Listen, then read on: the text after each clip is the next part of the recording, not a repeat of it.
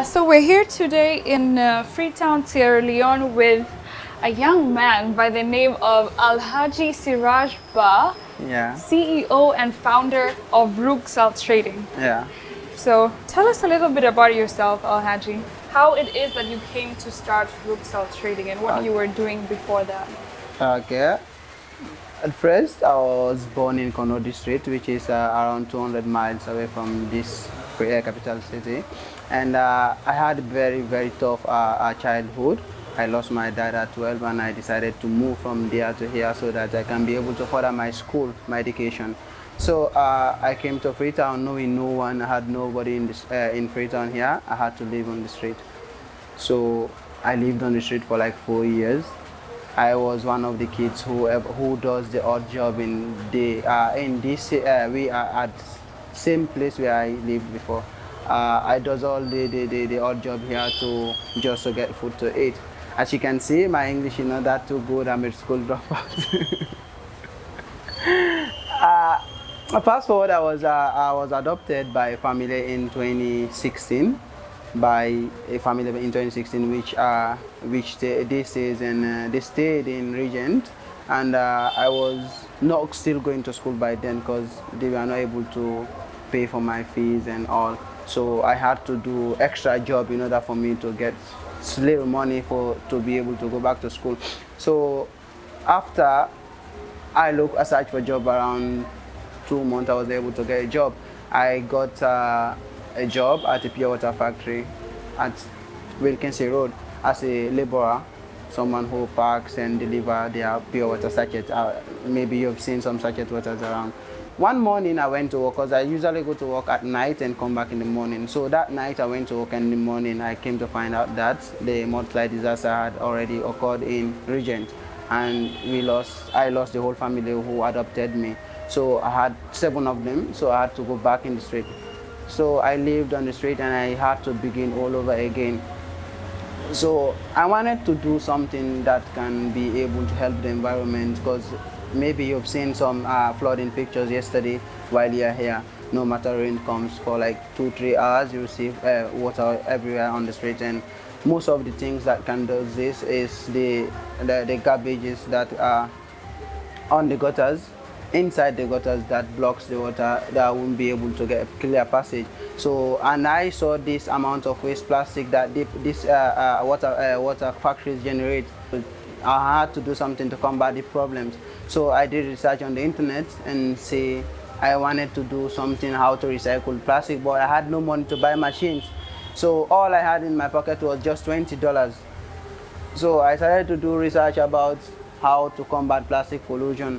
I saw about paper bags, because 80% of the population, let's say 99% of the population in Sierra Leone uses plastics bags for packaging, and so whatsoever you buy in supermarket, restaurants, hotels and others, they give you plastic. So I had to start from there to produce paper bags. Were handmade. I went to the internet to Google to learn how to make these bags, and I had just 160,000, which is $20. So I went to the market, bought these papers and came back home, created these papers. I produced these papers. With 100 papers, I went to the market, looked for hotels, restaurants and others. Going to this restaurant, I was turned down. 99% of them all turned me down. I got only one order. And I realized that if I start to brand these papers and tell these people, hey, you buying my paper, it's not just like you are going to use environmental friendly product. We are going to help you build your brand. We are going to help you advertise your product, because if you use our papers, you might go to this restaurant. All the plastics are not branded.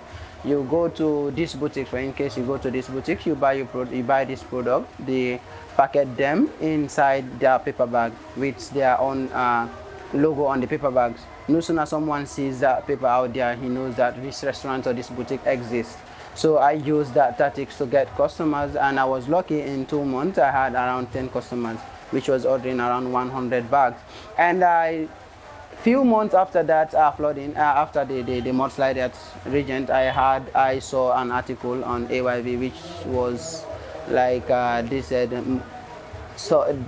they believe that what was the cause for this mudslide was a high amount of deforestation that people deforested the hill and build on the hill. So 95% of the people who deforest trees in Sierra Leone are used for charcoal production. So I had to do something and combat this deforestation. So I'm on this side right now combating plastic pollution and deforestation. So I had to do research about things that I can use to produce charcoal in order not to deforest trees. So I saw a guy in Ghana, Zakul Suleiman Abubakar, on Facebook. On the internet, he was one of Forbes 30 under 30, 2014, 16, something like that. So I had to reach out, but there was no response. So I went back to Google, to YouTube, learn how to make this briquette. So the money I saved from the paper bags, I used them to buy this set of machine that you see here. I used around $3,000, which I was able. By then, earning from Rugsal Trading, I was staying with this friend. I had to rent out because I wouldn't be able to stay. I was on the street before. I wouldn't be able to. Maybe I'll sleep here today, tomorrow there, next tomorrow here. Just know this is Africa. You stay with someone, you like, oh, today I'm not happy, man, go and look for another place to sleep.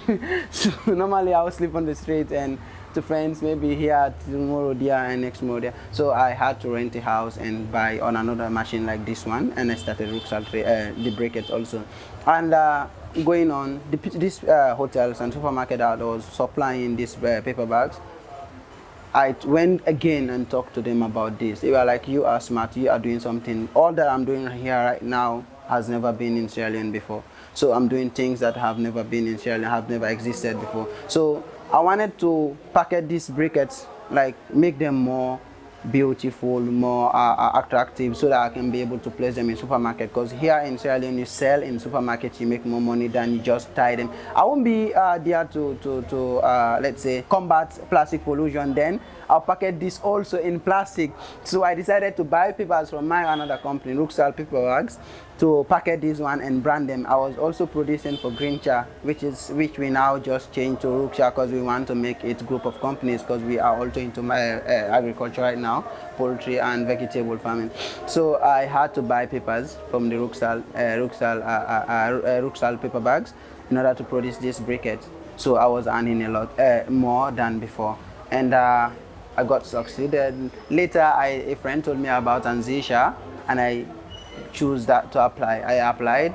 Was it 631 people on the continent who applied?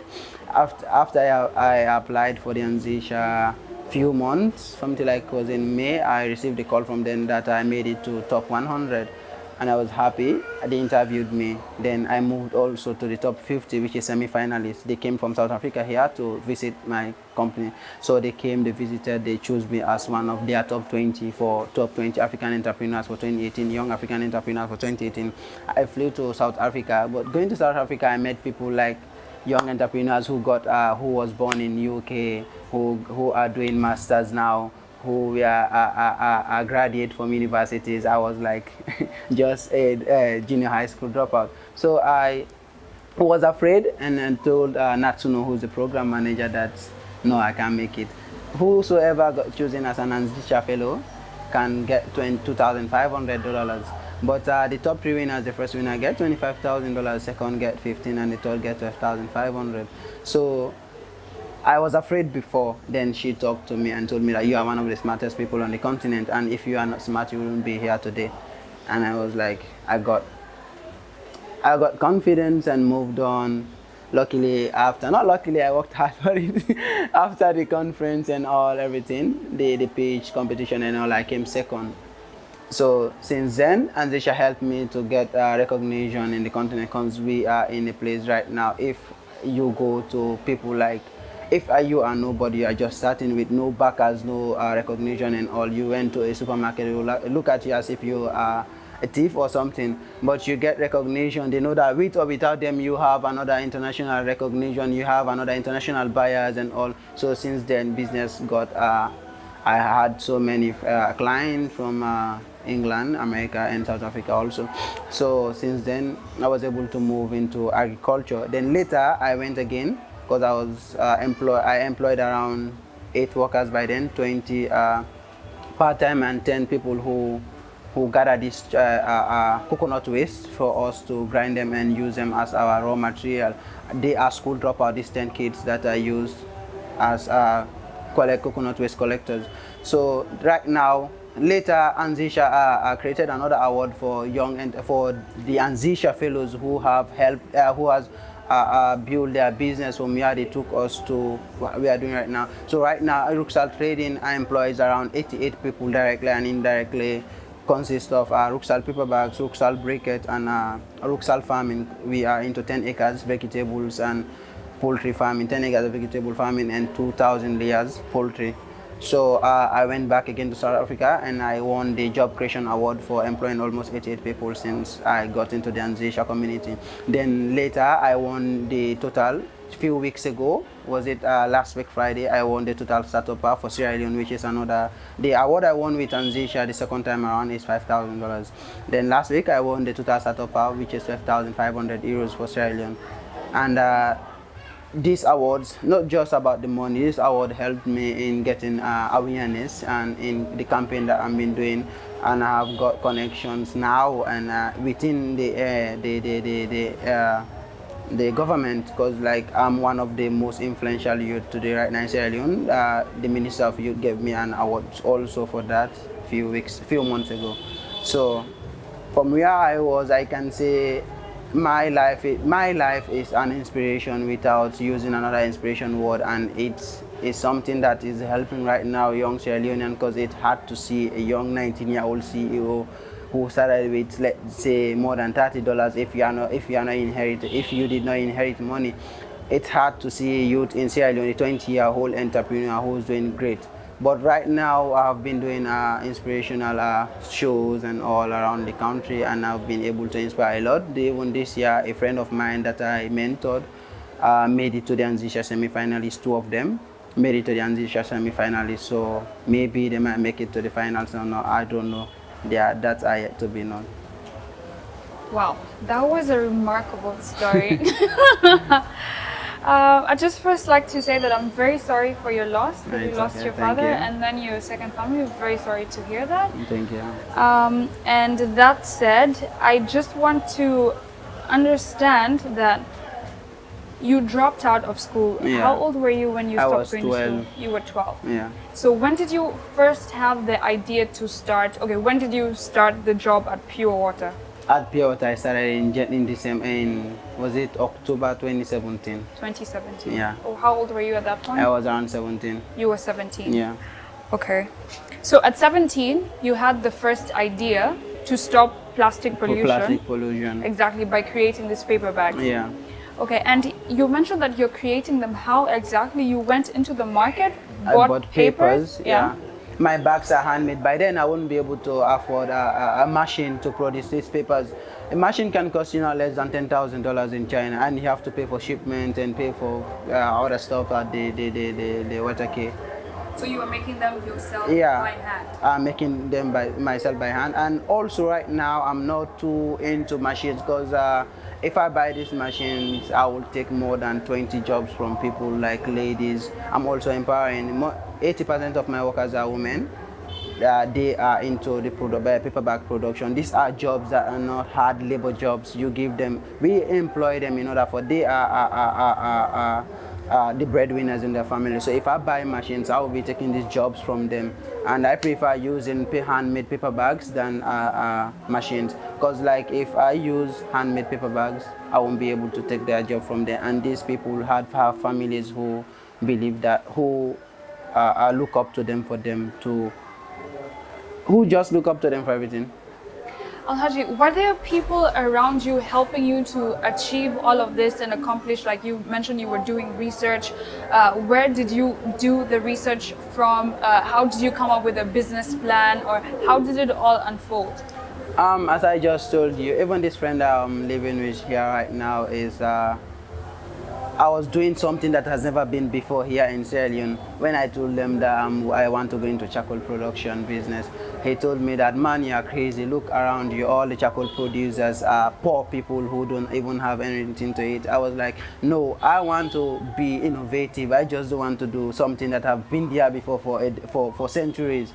I want to do something different. He was like, man, if you take this $3,000 and buy this machine, then you will be wasting this money. Take this money and go to abroad, go to Germany. By then, this Libya and others was the route was opened for refugees to go through. And I told him that it's not only you are not, it's not by force for you to go to Europe in order for you to make it.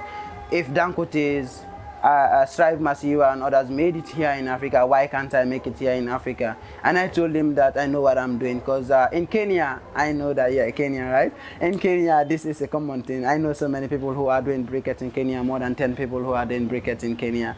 And it is something that can help the country. And if I don't start here and do something great, it will be a problem in Sierra Leone, because we are really into deforestation right now than afforestation. In 50 years, if the way we are deforesting right now, in 50 years the rainforest in Sierra Leone will vanish, and that's a problem. So how did you get and how do you get inspiration for every day? Because it sounds very challenging. I used to spend all my time on Google to Google about young entrepreneurs who made it from scratch, and the likes of Andrew Mpuya. Let's say I mingle with Anzisha fellows and people from East Africa, because East Africa is the hub for young startup entrepreneurs, the likes of Uganda, Kenya, Tanzania, and others.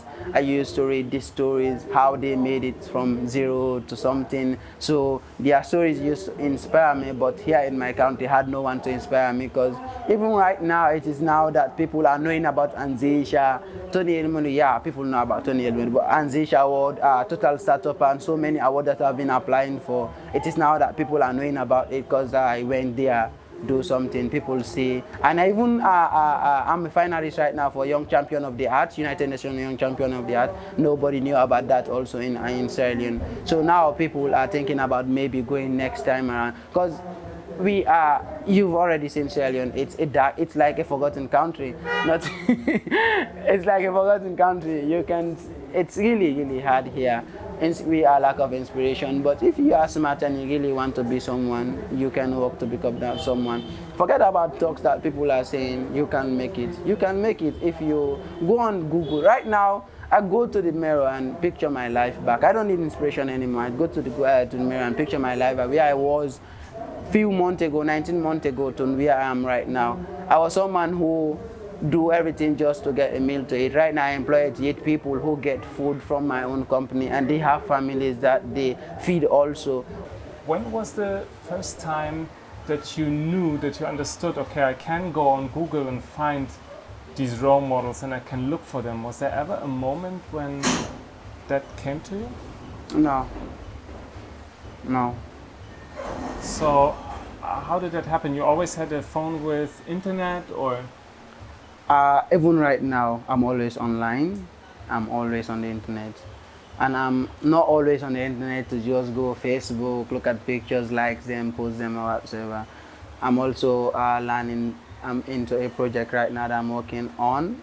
It's an agricultural app that can be able to break the gap between these farmers and the buyers on the market, because there are farmers inside some villages that's around 60-100 miles from the city that can be able to take their product from the villages to the city for them to sell.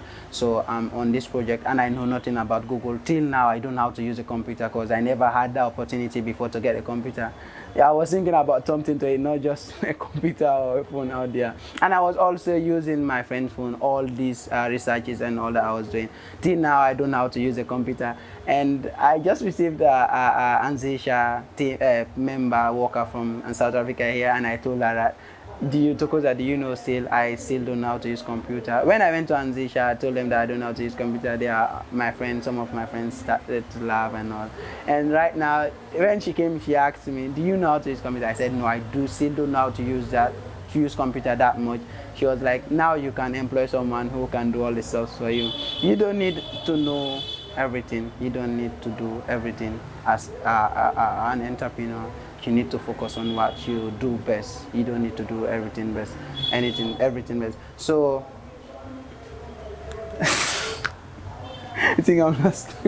No, but it's very true. I was just curious to understand for someone that lived on the street, like if you could remember any point where you said, okay, I can use the internet to learn and to find inspiration, because as you point out, many people might just go on Facebook and like pictures, but I was just curious whether there was ever a moment where you said, okay, this is a tool that I will use to learn and educate myself. There is this boy called Kelvin Doe. He's one of the greatest innovators on the art right now. He's a Sierra Leonean. He built some stuff from when he was 13, and he went to the world. He's been with Kofi and others, and I saw they interviewed him a while ago. Was it 2015? And he told us that everything he had was on the internet. Internet is a tool where you can use the internet to do many things and achieve whatever you want. So I used that. So since that day, I started to use the internet to get whatever I want. So whatever I want to do, if I don't know, I do research about it. Even if it takes me 1 year to do research about it, I'll do research before ever I start doing whatever I want to do. So I still don't know how to use the internet, but I want to build an app that can aid customers, that can bridge the gap between the buyers and the sellers. So you can see, even if you don't know how to do something, does not mean that you can do it. Maybe you can. Or you can, not maybe, you can. If you want to do it, you can do it. If you could partner with anybody and ask them for any resource that comes to your mind, who would you reach out to and what would you ask them for? If I want to partner right now, I'll partner with my ancestral fellows, because they have been there for me, and they are one of the smartest entrepreneurs on the continent right now. You can Google in and see they are all doing great jobs, and they all came from nothing. The likes of Edgar Edmond in Tanzania, Sir Jeff Dennis in Tanzania, Caritas Insula in South Africa, and others, they are all doing great jobs. If I can partner with anybody right now on the new project that I'm working on, I'll partner with them. So you've mentioned that you are currently employing 88 people, both directly and indirectly, right? And some of them are street kids, some of them are unemployed women, and it's clear that it's a passion for you to try and help these people. So my question would be, how do you find them? Do they come to, or what does your recruiting process in quotes look like? Per day, maybe let's say per week, I received more than 60 Facebook texts from people who are asking for jobs. In Sierra Leone, whenever they see that if you run a company, for a day you get more than 10 people who are asking for jobs, friends, people that even don't know you, people who just see you on TV, whenever I go to programs, conferences, seminars, youth seminars, I get more than 200 people asking for jobs. But I won't be able to employ them all right now. Maybe in the future I might be able to employ half of Sierra Leone, but right now I won't be able to employ all of them. So they come to me, most of them do come to me and ask for jobs. Via Facebook tags? Yeah. What would be your advice to a young person in Sierra Leone today? I would say start where you are with what you have and do what you can. You don't have to wait for opportunities. There are always opportunities. And there are some people who get just one chance to make it. As for me, I just got Anzisha Award. That's all. I used that one opportunity to get where I am today right now. So start where you are, do what you can, with what you have, and do what you can. Don't procrastinate about, I'm gonna wait for this, I don't have money. Wherever you are on earth, you need money to do business. Even the likes of Bill Gates had money problems. Sarah Blackley and others all had money problems. Even if you are a startup, you're always gonna have problems with money, because you just won't pitch your idea to people and they say, okay, I'm gonna give you $10 million. That won't work. You're gonna start with what you have. Then somebody will say, okay, you are doing a great job, at least you've started this and I'm investing in this. But right now, there are people more than 20, 30 who come to me, hey, Siraj, I want you to invest in this, I want you to do this. I'll ask them, what have you done, what have you invested in the business? Most of them just have ideas. Don't just have ideas, start doing something, then the money will come.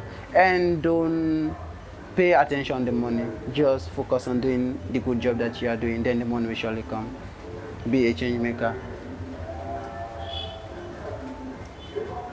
Was there ever a point in time where you you know, where you realized you started believing in yourself and said, okay, yes, I can solve this problem? Was there ever a turning point or a mentor or someone that infused this confidence in you? I only had mentors when I went to Nigeria. I was all alone by then. I was all alone. And I always believed that I'm gonna make the difference in Sierra Leone. So all these people who are saying, man, this thing that you're doing is this, is that, I never listen to them. I always believe that I'm gonna hit the jackpot. Where did that belief come from? Do you know? Maybe it came from the inspirational videos, the inspirational stuff that I read, blogs and all. Maybe it came from them, because like Andrew made it from with just $16. He is one of the biggest paperback producers on the continent right now. $16 can't do anything, but he made it from $16. So I believe that. In fact, I was $24 richer than Andrew. I had $20. Yeah, I find this very, very good that you mention it, because it's the power of stories and the powers of stories that we can relate to. Yeah. That can tell us, well, it's possible for me as well. Thank you so much for sharing. You're welcome. And sharing your story. You're welcome. Thank you. One more question. Yeah. It seems that you've taught yourself everything, quite literally everything. Did you also do your own hair? Yes. Really? Yes. Really, I do that. And I use towels. How? I don't have time right now to go to salons and do stuff like this. I'm really, really busy. In fact, I do work around 16 to 17 hours a day. What do you do to keep yourself like happy and going and motivated? Because you seem so energetic. Like, how do you re-energize yourself? Awards. Awards? Yeah. Because I know that whenever I win award, people just celebrate the good job that I'm doing. So let's just say, I'm happy whenever I see people that I employ are doing great, or people that I took from the street now have somewhere to live. People that had nothing to eat now have something to eat. So whenever I win these awards, I picture that way, that other life, and the other part of me. Then I sit down and say, nah, I still need to do more. I still need to do more. So I love money, that's true. I want to be rich, but I want to be a rich change maker also. What do you do for fun, Alhaji? What I do for fun? I still don't have a girlfriend right now.